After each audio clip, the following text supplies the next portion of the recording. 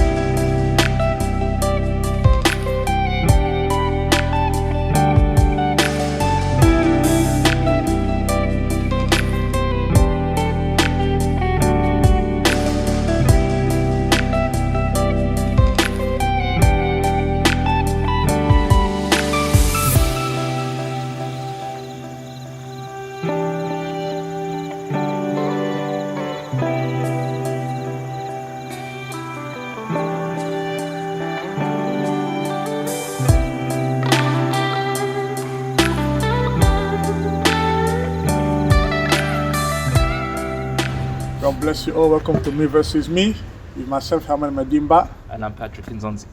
God bless you. Now, we're just going to pick up from last week and continue, on the topic of manifesting our prophecies. Now, I want to take it. In another lane now. Yeah.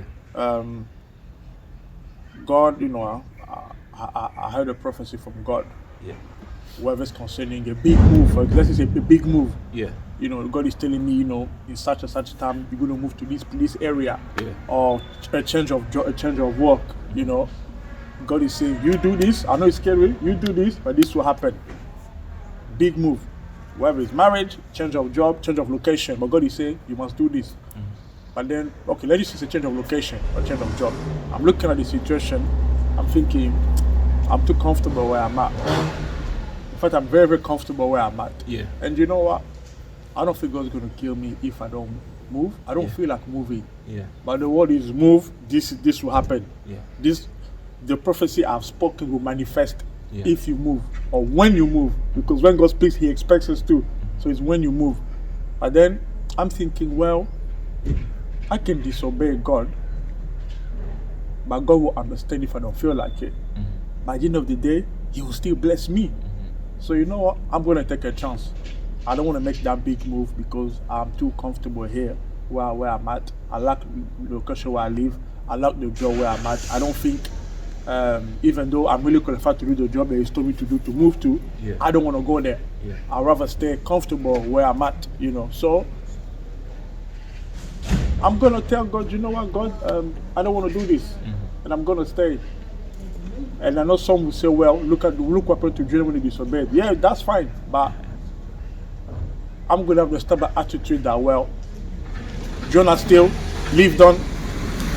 Jonah still did whatever he had to do. Yeah. So, in other words, God bless my disobedience or bless me even though I've disobeyed you. So if He continues, what's the point in me obeying? If He's still going to continue blessing me afterwards, if I don't want to move, He's not going to force me. We all say that. Oh, He's a gentleman, He doesn't force Himself on you. So what's the problem then? If I disobey a prophecy, He tells me because I don't feel like it.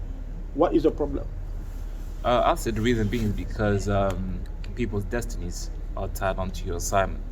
And God always looks at the bigger picture. He doesn't just look at the individual, but He uses the individual in order to work within His plan for the bigger picture. Mm-hmm. Look at what the consequences were for Adam acting in disobedience. Mm-hmm. We all ended up paying for it. Mm-hmm. And the Messiah had to come and pay a price because of woman's disobedience. He then had to come pay a price, put his life down on the line in order for humanity to be saved. So I think that's how we should look at it. We shouldn't look at it as just individual. We shouldn't be. We're supposed to have a selfless attitude when it comes to the things of God. Being selfish basically means that you are preventing other people from receiving. So if God is using you for a vessel, He's not using you for you. He's using you to minister to other people. Basically, it's like Him giving you a bunch of bottles of water, filling it with gallons of water, and saying, okay, there's thirsty people out there that are thirsty and that need to drink. What do? You say, you know what, God, I'm comfortable where I'm at, I'm not going to go and give it to them. So if you don't go and give it to those people, what's going to happen to those people? You have to look at it that way. So if God instructs you for something, it means that He's already given you the provision to do it. He's giving you the ability to do it, and it's in your best interest. It's in your best interest to do it, because He knows why He specifically chose you. It's not because He ran out of people and it's like, oh, who's the closest to me right now? Oh, Herman's available right there, let me just use him. No, He specifically assigned you to that particular task because He knows that you have what it takes in order to fulfill it. So once again, I'm gonna say it's not about me, but it's about what God is gonna do through me. Moses, He chose Moses to do what? Not just to show off and demonstrate the fact that He can send plagues in that, but no, there are people who have been in bondage for 400 years. They're in slavery. Now it's time for them to come out. So I'm going to choose you to go and tell Pharaoh to let my people go. Imagine Moses said no. What would have been the outcome of the children of Israel? Imagine if Mary said, you know what, man, I can't take none of this. I'm pregnant. I don't know how. It's an embarrassment. People already look down on women within the society. I'm going to get an abortion. Imagine if Mary said, you know what, I'm just going to get an abortion. What would have been the outcome of humanity? Imagine if Jesus said, you know what, man, I've gone 40 days without eating any food, man. So yeah, I'm the Son of God. I have the ability to turn these stones into bread. Okay, I'm just going to take one stone. But let me take half a stone and turn that into a bread. And let me eat. Let me eat. So when we say no to God, we're canceling that destiny. The great Miles Monroe said that the death of a tree is the death of a forest, because that tree contains seeds that contain trees, that contain seeds that contain trees, that contain seeds that contain trees. So when one says no, when one decides I'm cutting myself off, you're cutting out a whole destiny. You're cutting out destinies. To Ezekiel, he said, if I give you a word to go to the wicked and tell them to repent, and you don't do it, and the wicked die, I will require their blood from you. Their blood will be in your hands. But if you tell them to repent, if they choose not to, then I won't hold you accountable because you actually told them. But if I'm telling you, go and tell these people to repent and you choose not to, if they die, I'm holding you accountable for their death. So when we say no to God, we are held accountable. Because if you're given an antidote for a disease and you're told to go and give it to people that need healing, why would you say no to that? Just pick yourself, say no to that. Once you say no to that, what do you think happens to the needy? And furthermore, if you say to yourself, well, I know God is a gentleman, He's not going to put yourself onto me. So that's even more, because then that's premeditated laziness. In those circumstances, God is not going to bless you. I'm sorry. Jonah's situation was different. Jonah's situation was different because it wasn't premeditated. He just looked at the situation and he felt like these people don't deserve this. I don't want to do this. These people don't deserve it. But when you actually premeditate, it's not premeditated sin, saying that okay, I'm gonna go. Okay, I have a wife right now, but there's this chick, this new secretary that's at my office. She's putting it on me, and she looks really good. I'm gonna go and I'm gonna do what I need to do. And then after I do it, I'm gonna pray and ask God for forgiveness. I'm gonna fast for 3 days. God is forgiving. He's a loving God. He's going to forgive me. So you planned a pre-planned repentance for a pre-planned sin. That's so devilish. It's unbelievable. I mean, and some people actually do that. Okay, I'm going to do this. You're actually planning out how you're going to do it. So that's what you call conniving. It's very satanic because it's manipulative. It's calculated. It's very calculated, very planned, very strategic. Okay, I'm going to do this and that, and if this happens, then I'm going to do this and go to God. And there's actually believers out there who do stuff like that. Yeah, of course. Okay, I'm going to do this to this sister, I'm going to do this to that brother, and do things like this. If I get caught, then I'm going to do this and bring up the fact that I serve, bring up the fact that I help this other individual. No, it doesn't work that way. Yeah. You can't do that. Your works cannot make. You shouldn't use try and use your works to make up for that. You shouldn't. Yeah. Wrong is wrong at the end of the day. Yeah. It's about being selfless. Yeah. It's about other people. Yeah. What God has built you for is to serve our people. It's about service. It's about ministry. That's what love is all about. That's why it's a culture of love, because we're supposed to love other people, and love requires giving. Love requires going out of your way and putting yourself out there. Yeah. And same way, someone's gonna do that for you as well. So when you say no, basically you're blocking other people from receiving. Okay, I mean, well, everything you said, I totally agree. A lot of believers do that. Yeah. And I think it's because just like when God sent Jonah to Nineveh and he went the other way, he was thinking about himself. Like this task is too big for him. He was thinking about himself, and that's why the storm had to come to bring him to shape, to bring him back into shape. But there are a lot of believers who say that, well, shouldn't the fact that I'm telling God that I don't want it, I'm not ready, at least I'm being honest with God, so at least He can put me to the side and use somebody else, rather than somebody telling me that, well, if you don't do it, it's a sin because it's your destiny, their destinies at stake, it's your prophecy, so you must leave it. But what if I tell God that I'm not good enough for that? I don't want it. So at least I've told God, this is not for me. I know you know better, but I do not want to do it. Okay. Or if God is telling somebody, well, this is that girl you're going to marry her, but then I found that she confessed to me that, well, 2 years ago I cheated on you, and I'm like, no, I don't want to marry anymore. But God is saying, no, you must still marry her. I'm like, no, I don't want to do it because of what she did. So God released me to go on my own. So I'd rather go out than stay in, and then not fully not give my all to this marriage. I'd rather not move to that location and stay where I am, rather than move there and not give my all to this job.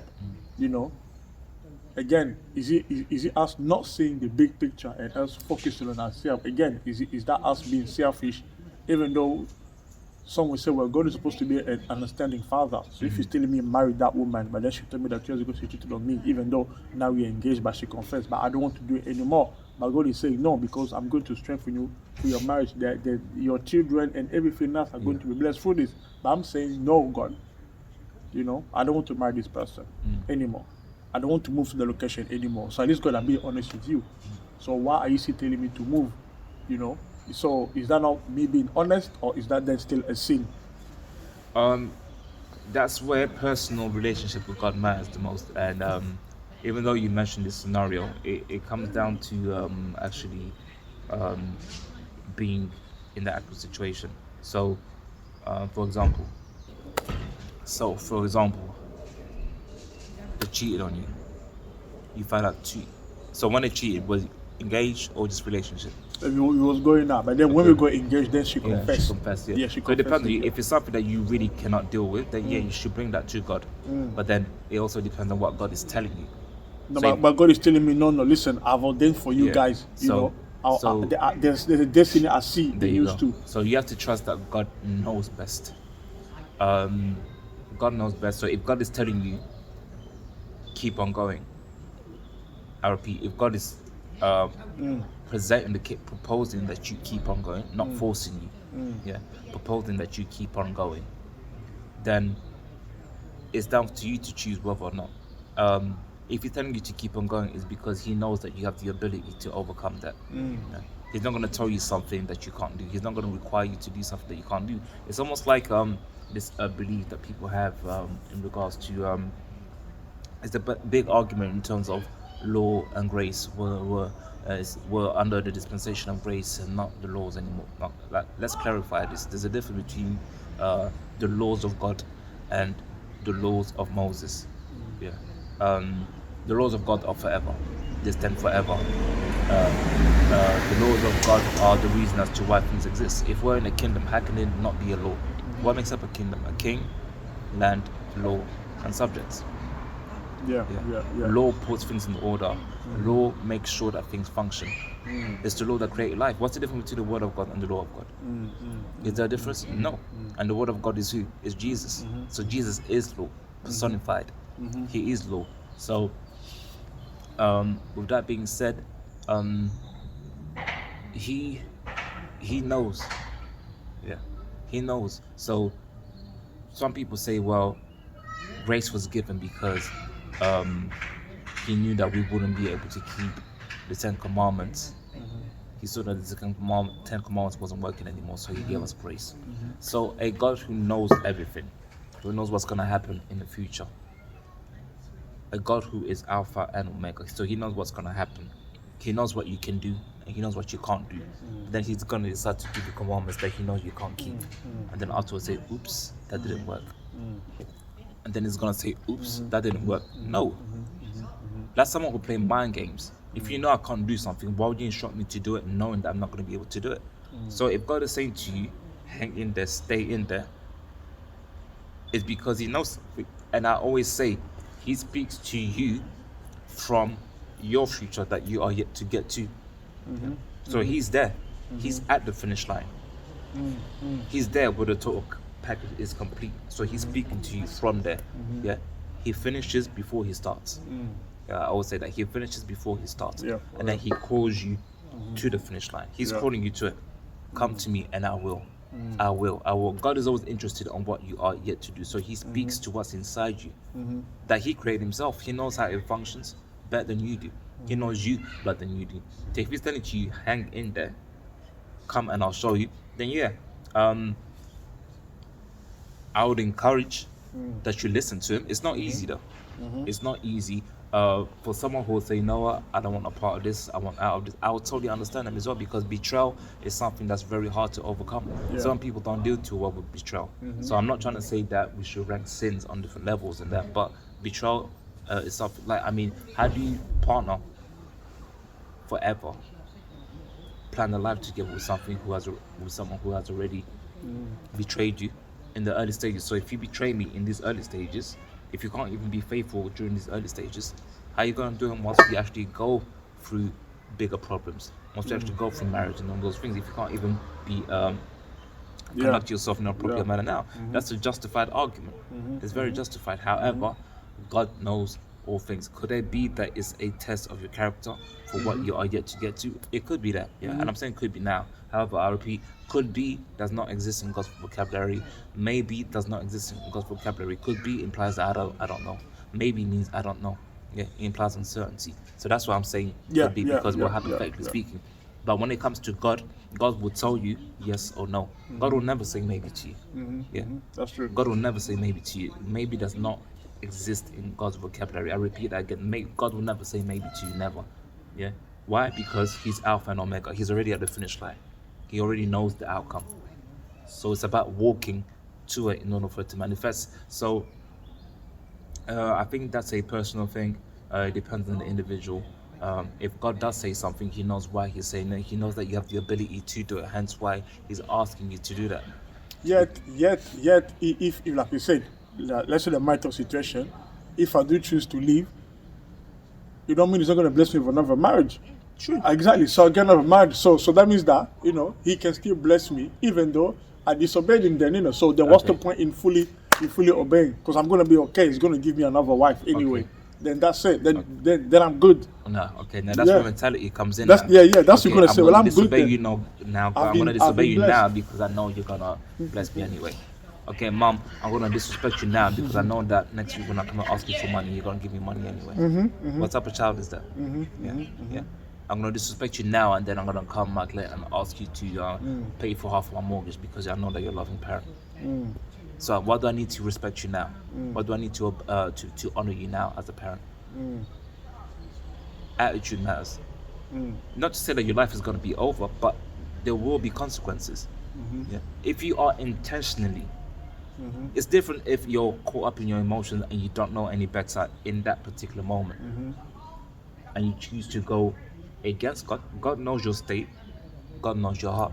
But then if you come back to your senses at a later stage in life and say, you know what, God, I'm sorry, I repent, I should have listened to you, then yeah, God will give you that opportunity again. But if you deliberately say, no, God, I'm saying no to this, even though you're telling me to do this, but I'm being disobedient, I'm going to say no to this because I know because that I can't handle it. I want another woman. I want a woman with no track record of cheating, you know. Which is true. And I'm gonna go and get that. I don't blame anyone for wanting that. I mean, who wouldn't want that? Even Christ himself is not going to accept the bride until she is without blemish. A perfect bride, that's what he's coming for. He's not going to embarrass himself in front of the Father and bring a bride who's not dressed up properly, who has her breasts hanging out, clearly showing, makeup not done properly, not smelling nice. No.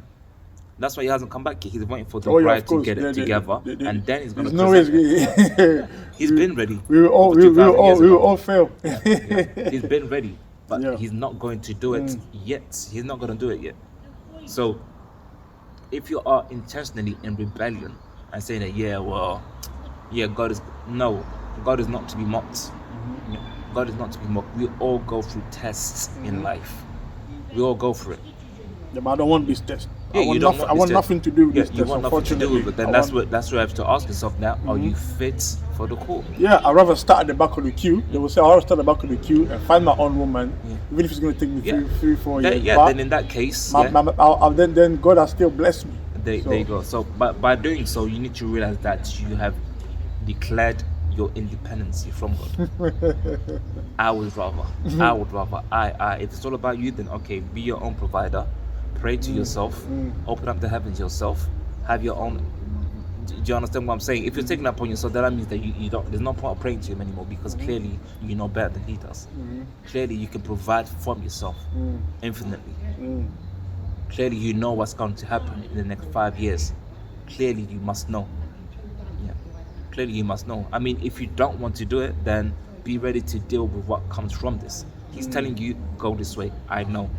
You're telling him, no, I can't do this. No, I can't do this is incorrect because he knows you better than you know yourself.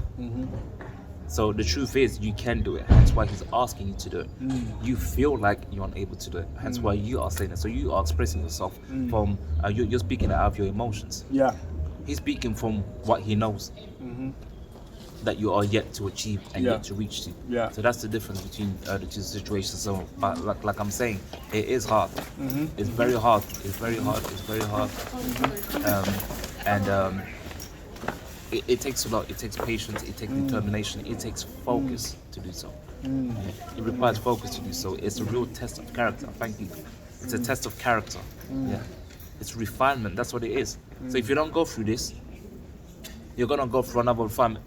Unless you decide to give up on him and claim your independency from God, expect to go through another refining process. You're gonna have to go through that fire. It's part of the call. You have to go through that fire. In order to qualify for what he's gonna have for you in the future. Because how are you gonna handle it? The weight is gonna be heavier in the future. So you need to start lifting them dumbbells now. You need to start doing them weights now. It's not pretty. It's not a walk in the park. Yes, it's tough, it's hard, but you need to start lifting it now so that you can have those muscles that's built and ready for your future. And I think this is where you need to understand. You rightly said God is waiting for us at the finish line. He has already seen the end. If anybody does that, just look how he went on Jeremiah. He saw Jeremiah's end. He saw him. He saw his destiny. And that word goes to all of us because the thing will meet you somewhere. It will meet you somewhere along the line. You know what I'm saying? Because you can never claim independence from God. Okay, let me ignore this word and let me just run away. And then, he will still give me another job anyway. I'll still get another husband. I'll still get another wife. It's okay. End of the day, I'm still in his will. He's still a loving father. Yes, he is, but you still have to go through those tests. So he's waiting for you around the corner. So yes, it matters. Go through it. Go through it now because manifesting prophecy is you don't know how many destinies are attached to it. One person will be attached, they'll tell another person, they'll tell another person. You don't know the kind of chain is going to start. You don't know the chain of blessing manifesting our prophecies will do. So we need to take our eyes off ourselves. We need to fully take our eyes off ourselves and be like, listen, God has said it's me that the generation of bread came my family, the cursed bread came my family, then let me go through certain things then. Let me go through certain mess. Yeah. Because it's absolutely necessary. Because the modern day believer is that they actually that they don't want to go through stuff.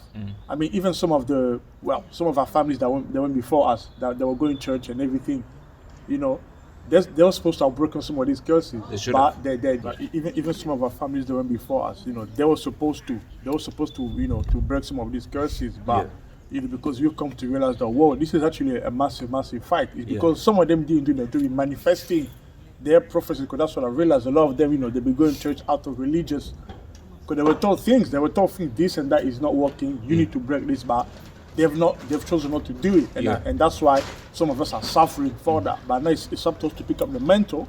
Otherwise, our children are going to suffer. It's going to be like a extra, not even a double burden, quadruple burden on our children, because we are carrying their burden plus our own as well. So that's why, you know, the fight is going to be intense, and it is intense, you know. So, but yet there are still some believers who are just happily going along, thinking, especially when they compare themselves now. Now there's some believers who be like, well, okay, look at these worldly people, they don't pray as much as us. The marriage is working. They've got their house, they've got a job, you know. Why am I delaying? 5 years, 7 years, and look how long I've been praying, look how long I've been going to church. So what is the point? These guys, they don't pray, but they've got everything that I'm praying for. So what is the point? So I might as well just take a back seat. Also, I might as well take a back seat, you know. So when I find, let me settle where I'm at. So if you're going to tell me to move to that location, another state, another borough, another town, I'll be like, no, look, everything here is here. I've seen a girl that I like here, so no, I'm not moving. But God is saying, well, how do you know she won't move with you? No, I want to stay. The job I'm doing is fine, because the one popular statement that believers love to make, I don't want to trigger demons by moving. I don't want to trigger demons, because God, every time you speak, the enemy comes and attack me. What is the point? So let me just stay in my corner, in my small corner, with my average life the way it is, but I like it the way it is. I'm paying my bills, I'm paying my tax, I'm going to church, that's it. I'm giving my tithe, that's it. I don't want to go the extra mile. Yes, I know I have children, but I want to be safe. I want my children to be safe as well. I just pray for them. But I don't want to go the extra mile, because I don't want demons to be triggered. Yes, you know, because I don't want to be triggered, because it seems like every time I receive a prophecy in the past, when I've received prophecies in the past, there's always been intense attacks, and I've not seen the manifestation of these prophecies. So why should I now continue? There's no point to continue, because I have everything. In fact, everything that's been prophesied for the next level, I've got it now. You prophesy my next job, well, I've got a job now. You prophesy me movie, well, I've got it now. I know it might be average, but I have it. So, God, is it okay for me to keep it for myself? Because I've already manifested it. Because I don't want some demons to be chasing me. I've triggered them too much, and I'm not ready for the battle. So what would you say to such believers? Because there are many living like that, living below what God has spoken about average, them. There are many of us who are working through that. I would say for people who do that, just be aware that you, by doing so, by avoiding responsibilities, you then place burdens on other people. I've got responsibilities already, though. Look what I've got. Job. Yeah, you have a responsibility, but there's more to it than that. That's like a father saying that, well, I go to work, I provide for the house. How much time do you want me to spend with you? How much time do you want me to be spending with the children, reading to them, attending that? Okay, I'm at work right now, I can't make it to their violin performance that they have today. Oh, I couldn't make it to the football game today because I'm working. I'm being responsible. I'm providing financially for the house. Is that all there is to being a parent? Or is there more to it? How important is time? Yes, it is important to work. Yes, it is important to provide. But there's more to it than being a parent. Time is important. Getting to know your family is important. Growing with your children is important. Being a present parent is important, as opposed to being absent. You could be physically there, but extremely absent, where they only see you coming in late from work, going to sleep, and leaving early, and receiving your phone calls to apologize as to why you couldn't make it to the football game, why you couldn't make it to their talent show performance, why you couldn't make it to their graduation, why you wasn't able to make it to the birthday party on time, why you got there when everything finished. It happens. A parent could argue, but well, I'm working. Who do you think is putting a roof over his head? if it wasn't for the job that I was doing, how do you think we'll be able to afford this? How do you think you'll be able to go to university? Who's paying for your fees for university? I purchased your car. Yes, those are great things, but there's more to it than that. It's hard. It requires management, time management, balancing things, and sacrifices too. Yeah. Sacrifice is the name of the game. It's the name of the game. So those are responsibilities now. So now, when that child grows up and they had a father who was physically present but absent in terms of their role, there's a burden that's now on that, young man or young woman's shoulders now, where there's a void that's missing. That's a burden within itself. So they might go certain places and search for that burden. So things that they should have had, they were robbed off of it. So now they have to work twice or 3 times as hard in order to become the person that they're supposed to be. Learn what it means to have a father because they didn't have it. Learn what it means to have a mother because they didn't have it. And then now pass it on to the children. There's certain people who continue that negative cycle. Well, my mama wasn't around for me, she did this, so why should I? That's not the way to go about it. We even spoke about breaking generational curses and things of that nature. So if my parents decided not to confront certain things that happened in their time or in their parents' time, and then leave it for me to deal with. So I'm dealing with my parents' generational problems and my grandparents' generational problems and great-grandparents, as well as my problems. That's not fair. It's not right.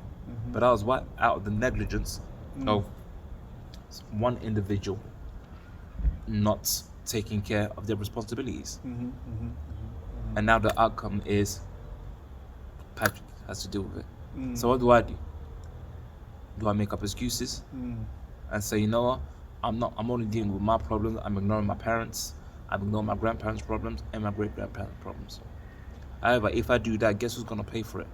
My children. Because it's continuous. So this walk that we walk in, this faith that we're about, is saying no excuses type of faith. You're in it, deal with it. You're in it. You're in it by default. It's not your fault, but know that you are in it. It's not your fault. If you inherit a certain disease based on genetic inheritance, what do? Do you refuse to take medication and say, you know what, I didn't cause that sickness, I was just born, so I'm not going to go and get the treatment? Are you really going to do that? Are you going to stay sick because you didn't bring the sickness on yourself? No, you just happen to be born in that family. So by default, you've inherited that, but you have it now. You've been diagnosed with it now. You've been prescribed with the treatment to get. Are you going to avoid it and say, you know what, I'm not going through that? That's something that my great-grandfather, my grandfather, or my father contracted. That's his problem. But it's affecting you, it's in you. You don't deal with it, guess what? Once you have your children, they're born into it now. So that's what I'm saying. It pays off to be selfless. Being selfish, being selfish doesn't just affect you, it affects generations, it affects destinies, which are tied to you. Because the crazy thing we believe is that we love prophecy so much. I've seen we love prophecies. Yes, great gift, just like every other gift, But I've always said that prophecy becomes dangerous when you are just chasing prophecies, but you're not interested in manifesting it. What is the point of having itchy ears? Oh, I've heard this, I've heard that. You've recorded them. You used to tell your friends that, oh, look what such prophet said about me. Look what she said about me. But then when it comes to manifesting it, it's a whole lot of problem. Prophecy is there to be manifested. That's what's called a prophecy. It's an event that is meant to come. It's an event that God has spoken, His word, that He has to manifest. We use Isaiah 55, 11. The other day in 10 and 11, that the same way the rain leaves the sky and comes down, and He gives seed to the sower, bread to the eater. It's the same way that when His word leaves His mouth, He has to manifest.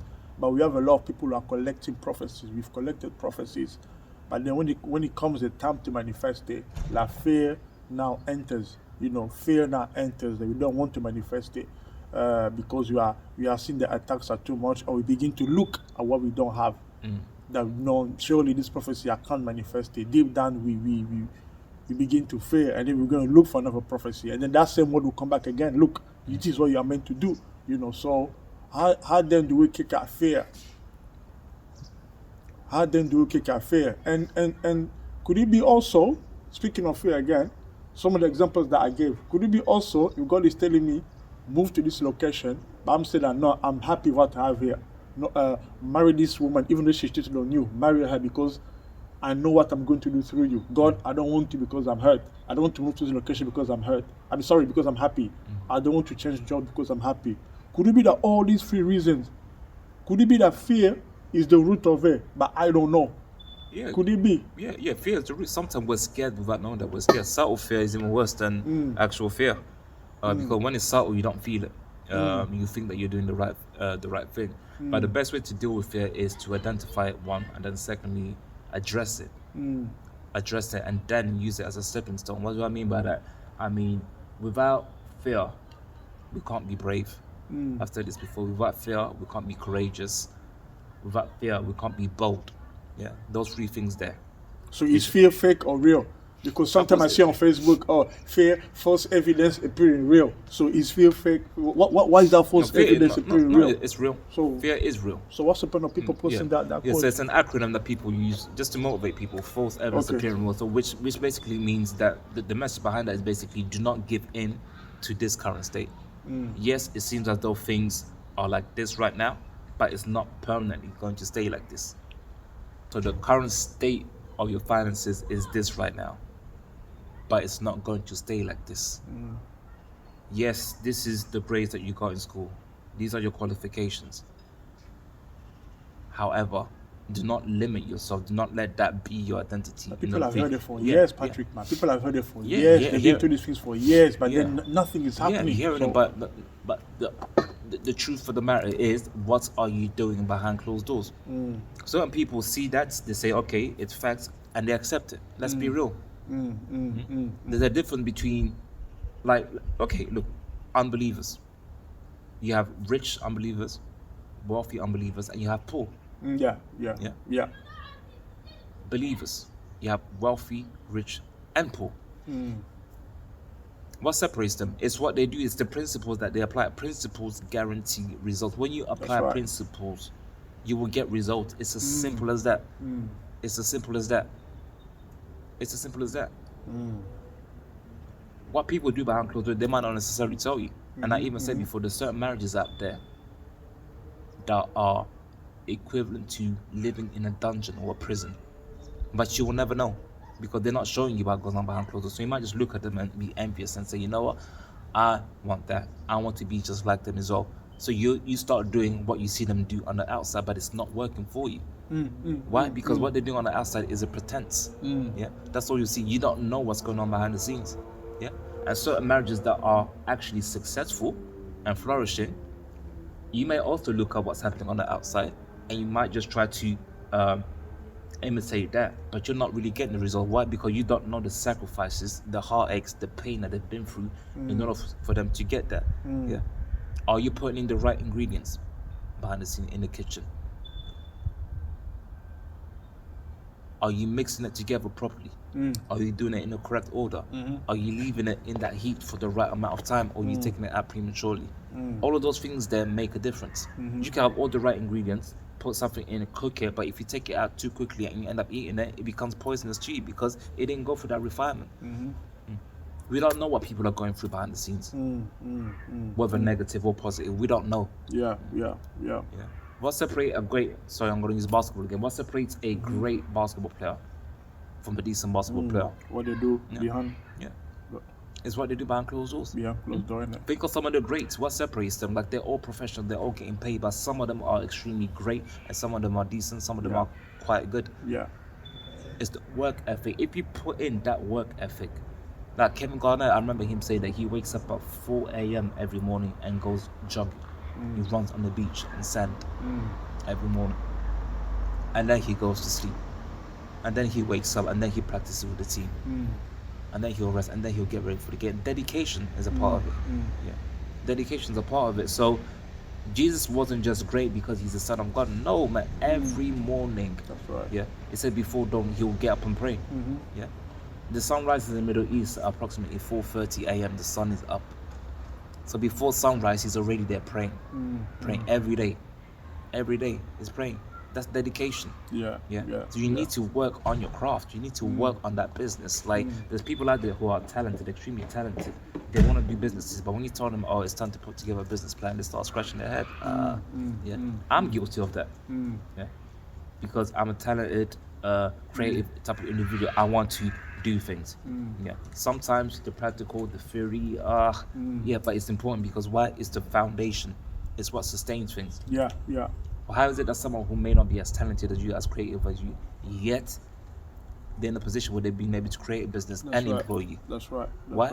Because they've got the blueprint laid out. That's deep. Yeah. They put everything in perspective. Yeah. So that's why they're able to do it. They understand how it works, how it functions, how it develops, and they understand how to sustain it. That's right. That's what life's about. Okay, I mean, finally, you dealt with that so many times. Manifesting prophecy, the work ethic. You spoke about how people have been waiting for years. They've been waiting for years. They've been waiting for years. It's not manifested. Now, the environment again, because this is a big one here. The environment again. People are scared to leave certain environments where they've received prophecy, but there is no manifestation. But then they are frightened to leave because, well, I don't want my leader to go after me spiritually. They know God has told them, listen, if you don't leave this environment, your destiny will not manifest. Yeah, they prophesy to you and everything, but they will not help you. They will not hold that word for you and help you to the finish line to execute a prophecy like a true leader should. You know, I use myself as an example. You know, when God told me to leave my previous place of worship, He gave me so many dreams I've written down just before I was going to leave. But again, through emotions, fear, whatever, I was thinking, it was fear. The root of it again was fear. I was thinking, how do I move? How do I move? Where am I going? But all God wants you to do is take the first step. You know, that's something you've said it consistently. Take the first step, because while God is already waiting for you at the finish line. That's something that you've said, you know. So with me, it was like, but how do I move? I kept asking myself, how do I move? I'll go to this prophet. Okay, these are the dreams I've had. Is it means my emotions? They look at the dream. No, it's time for you to go. Because God wants to use you in a different way. But where you are now, He cannot use you. You have to go. I go to this other prophet. Even one of my prophets, she told me, listen, if you come to me with these dreams again in 2 months, and you are still in that environment, don't come to me again. She said, do not come to me again, because you're going to keep on having those dreams. Why? Because you have not made the step. And God is reminding you. So the dreams pattern is not going to change. So you go to a stage now where I have to make a move myself. You know, because God had told me you need to leave that particular place, you know. So we need to understand that just because you've been in the church for a long time, you don't mean you're going to stay there. You know, some of you, God will say stay, you know, but there are some of us, God will say it's time to move, because things have to manifest in your life, you know. So, you know, that's the case with me. I was weighing everything, but you rightly said, God is not going to tell you maybe. He will tell you yes or no. In my case, God was telling me move. But some of us, we've heard things from leaders where if I'm moving, God has to tell me. So if God hasn't told me, you ain't going nowhere. And that's one of the reasons why a lot of these prophecies are not manifesting. So how then should somebody pick up the courage to be like, you know what, listen, things are not happening. And on top of that, God has told me to move. It's, you know, it's a different story if things are not happening and I go to God. You go to God and you say, okay, God, things are not happening in my church. What do I do? And God is telling you, well, I'll use you to change the face of the church, so you just stay. It's another story when God is saying, no, you have to go. Things are not happening in that church. That's none of your business, because I've called you to go. But many of us, you are stuck in churches where we should have gone before. And sometimes it's not even nothing personal. You just need to go. And sometimes it's toxic leaders that are jealous of your destiny, that are holding your destiny, that will tell you, you cannot move unless I release you, because it's me that called you, blah, blah, blah. It's me that prayed for you. So your prophecies cannot manifest as long as if you go out of my covering. Which is more bondage or kidnapping. So Absolutely. And there are many watching us who are in that situation. That's one thing I said in my life is that, listen, now that we're in this log, that a lot of you need to pray now about the places where you're at. So if God tells you to go, this is the best time now to make a run for it. Again, if God has told you, I didn't say become a rebel or whatever, but you'll be seen as a rebel anyway. Even when God has told you, you will be seen as a rebel, but a godly one, a one that obeys God. Now, how would you tell somebody that is going through that same situation. That well, the way things are, they're everything to me. But I know that I'm not supposed to be here. Yeah. But my prophecies have to manifest. But I'm too scared to leave because I've heard him say, people that have left me, I've cursed them. I've heard the leadership say that. So what do I do? Destiny or God? You know, I mean, sorry, your destiny of God or your loyalty to man. Okay.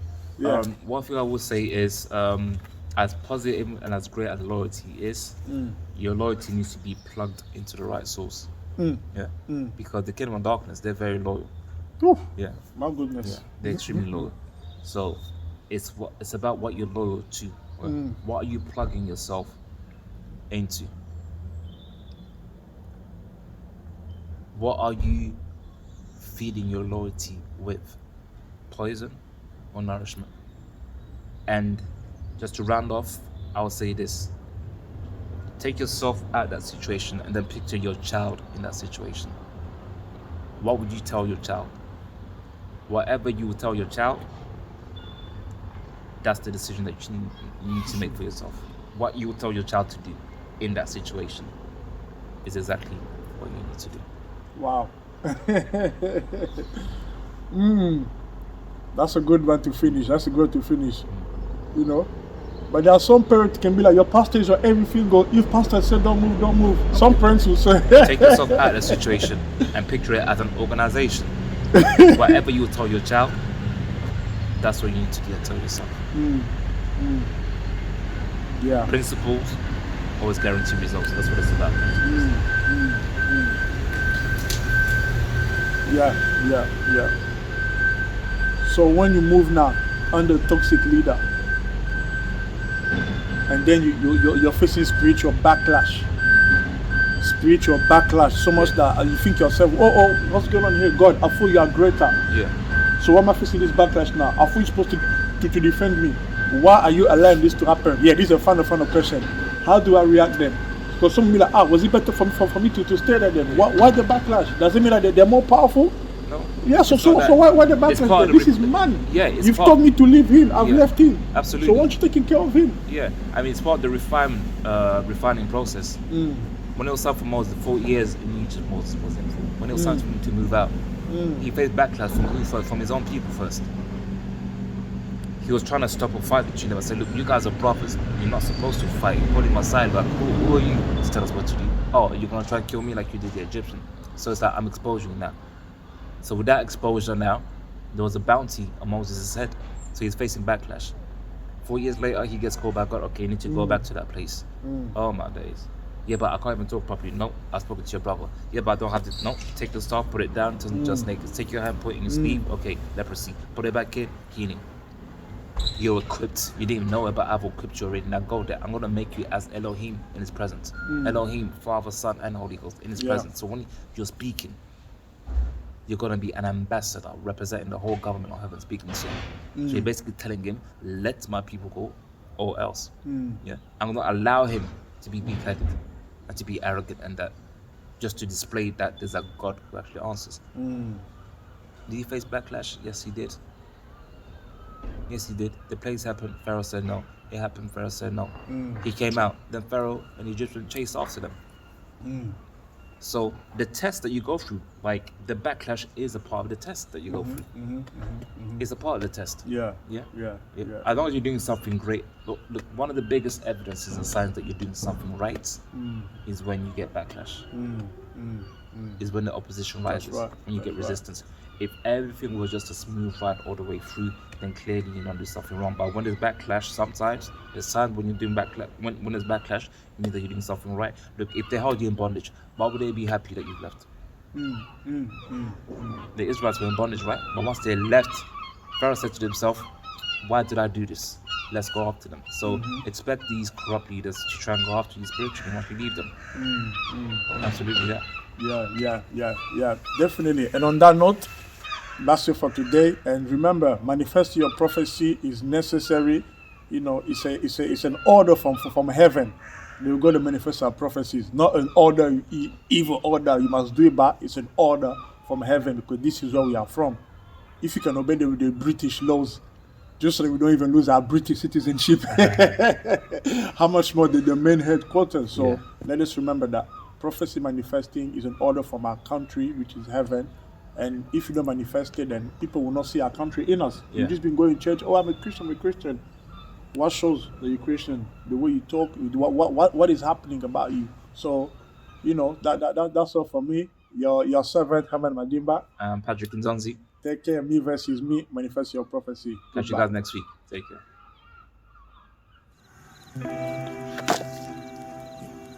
Yes.